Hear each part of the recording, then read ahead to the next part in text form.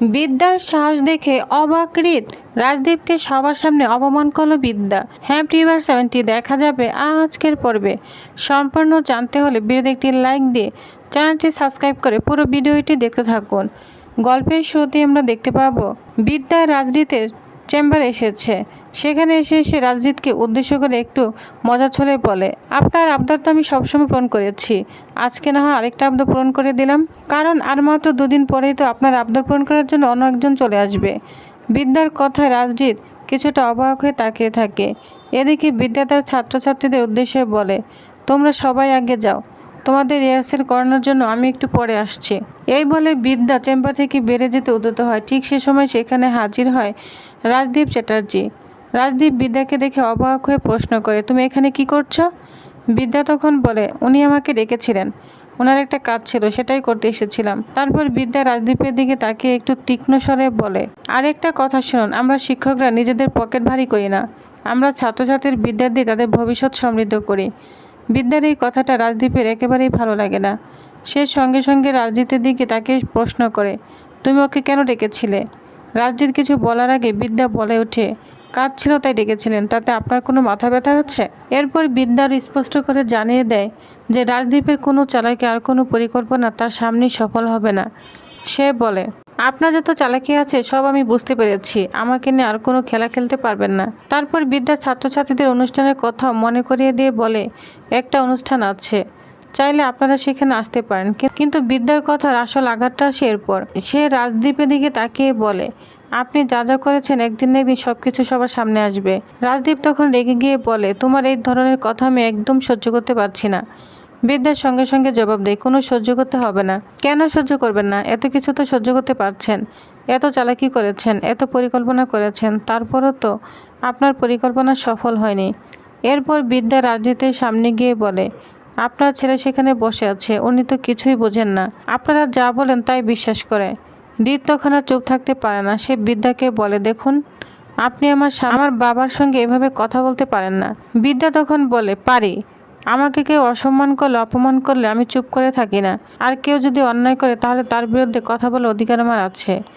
এই বলে বিদ্যা সেখান থেকে চলে যেতে উদ্ধত হয়। বিদ্যা চলে যাওয়ার পর রাজদীপ রাজদীপের কাছে গিয়ে বলে, এই মেয়েটা এখানে কেন এসেছিল? যাই হোক, ভালোই হয়েছে চলে গিয়েছে। কিন্তু ঠিক সেই মুহূর্তে বিদ্যা আবার ফিরে আসে। সে রাজদীপের দিকে তাকিয়ে বলে, হ্যাঁ, আমার কপাল ভালোই, কারণ আপনার মতো মানুষের কথা শুনে চুপ করে থাকার মানুষ আমি নই।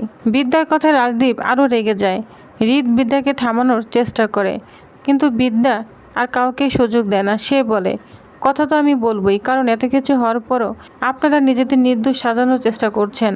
টাকা কার পকেটে যাচ্ছে আর তার ফল ভোগ করছে কারা, সেটা সবাই একদিন জানতে পারবে। বিদ্যার কথাগুলো শুনে রিত কিছুটা বিভ্রান্ত হয়ে যায়। বিশেষ করে একজন ব্যক্তির নাম নিয়ে বিদ্যা যখন ইঙ্গিতপূর্ণ কথা বলে তখন তার মনে সন্দেহ তৈরি হয়। সে বাবার দিকে তাকিয়ে বলে, ড্যাড, বিদ্যা আসলে কি বলতে চাচ্ছে? রাজদীপের সঙ্গে সঙ্গে বিষয়টা এড়িয়ে যায়। সে বলে, তুমি এসব নিয়ে মাথা ঘামাবে না, তুমি এখনই প্রিন্সিপালকে ফোন করো। বিদ্যার নামে যে মামলাটা আছে সেটা নিয়ে একবার কথা বলতে হবে, একটা সমঝোতায় আসতে হবে। হৃদ অবাক হয়ে বলে, কিন্তু কেন?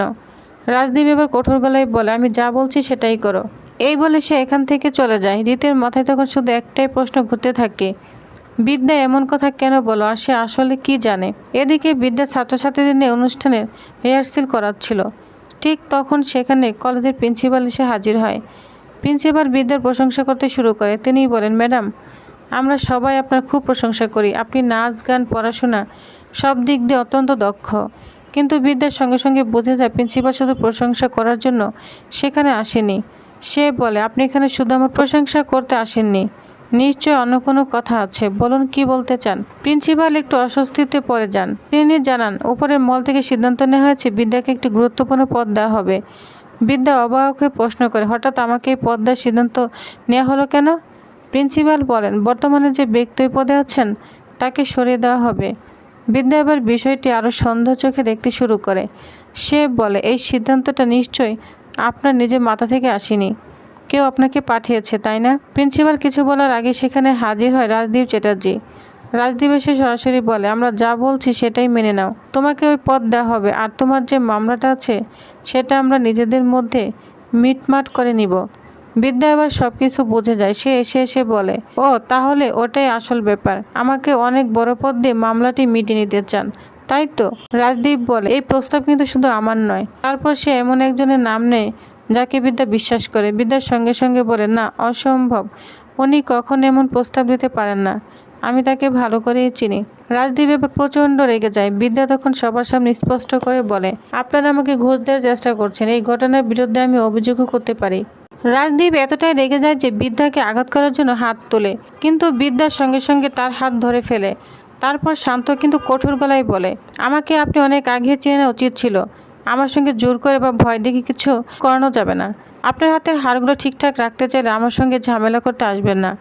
এরপর বিদ্যা হাত ছেড়ে দিয়ে বলে, তবে অনুষ্ঠানে আসতে চাইলে আসতে পারেন, সেখানে আপনাদের স্বাগত জানানো হবে, কিন্তু যে প্রস্তাবটা দিলেন তার উত্তর একটাই না। বিদ্যার দৃঢ় জবাব শুনে রাজদীপ প্রচণ্ড রেগে যায়। সে বলে, তুমি কিন্তু এটা ভালো করলে না। বিদ্যা কোনো উত্তর না দিয়ে প্রিন্সিপাল এবং রাজদীপকে সেখান থেকে বেরিয়ে যেতে বলে। এই পুরো ঘটনা দূর থেকে দেখছে রিত। বিদ্যার সাহস, সততা আর অন্যায়ের বিরুদ্ধে তার দৃঢ় অবস্থান দেখে রিতের মনে আবারও ভালোবাসা জেগে ওঠে। সে মনে মনে ভাবে, এই কারণেই তো আমি ওকে ভালোবাসি, ও যেমন সাহসী তেমনই সৎ, অন্যায়ের সামনে মাথা নত করে না। আমি ওকে ভালোবাসে ভুল করিনি, ওকে আমি ভালোবেসে ভুল করিনি। কিছুক্ষণ পর দেখা যায় বিদ্যা নিজের বাড়িতে রান্না করছে। হঠাৎ দরজায় কলিং বেল বেজে ওঠে। বিদ্যা দরজা খুলতে অবাক হয়ে যায়। দরজার সামনে দাঁড়িয়ে আছে রিত। বিদ্যা অবাক হয়ে বলে, আপনি এখানে? আসুন, ভিতরে আসুন। রিত ঘরের ভিতরে ঢুকতে গিয়েও হঠাৎ থেমে যায়। বিদ্যা জিজ্ঞাসা করে, কি হলো, ভিতরে আসবেন না? রিত একটু চুপ থেকে বলে, না, এর থেকে বেশি এগিয়ে যাওয়াটা হয়তো ঠিক হবে না। তার কথা শুনে বিদ্যা আরও অবাক হয়ে যায়।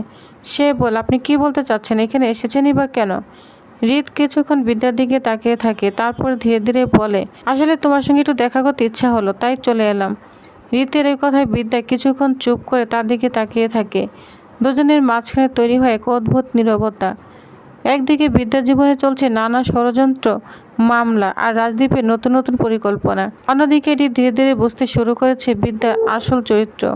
সে বুঝতে পারছে বিদ্যা শুধু একজন সাহসী মানুষ নয়, অন্যায়ের বিরুদ্ধে লড়াই করার মতো একজন সত্যিকারের খাঁটি মানুষ। এখন দেখার বিষয়, বিদ্যার বিরুদ্ধে রাজদীপের নতুন পরিকল্পনা কি সফল হবে? বিদ্যা কি সত্যিটা সবার সামনে নিয়ে আসতে পারবে? আর রিত ও বিদ্যার এই সম্পর্ক শেষ পর্যন্ত কোন দিকে যাবে, সেটাই জানতে হলে অপেক্ষা করতে হবে গল্পের পরবর্তী পর্বে। নেক্সট আপডেটটি জানতে অবশ্যই আমার সাথেই থাকুন। ধন্যবাদ।